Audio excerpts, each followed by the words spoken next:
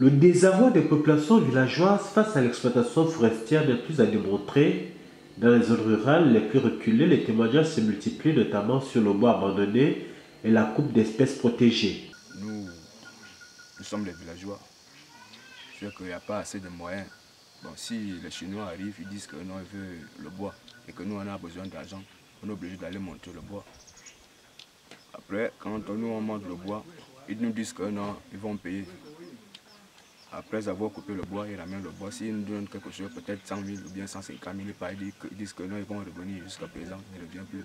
Comment mettre fin à ce qui ressemble à une toile tissée par les eaux et forêts, les exploitants forestiers et certains villageois qui espèrent tirer profit de leur rôle d'éclaireur dans la quête des essences rares ou nobles à l'insu de leurs compatriotes.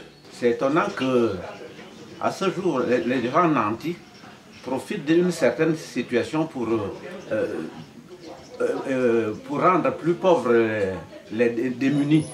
Parce que derrière cette exploitation fallacieuse, existent des gens nantis qui ont amené les Chinois à exploiter le bois.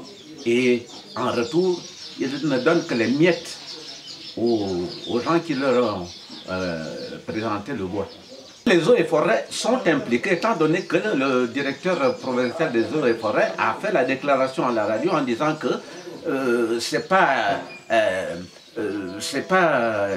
ils ne peuvent pas contrecarrer cette exploitation. Dès lors qu'ils ont fait cette déclaration, on considère qu'eux aussi sont de mèche avec ceux qui exploitent.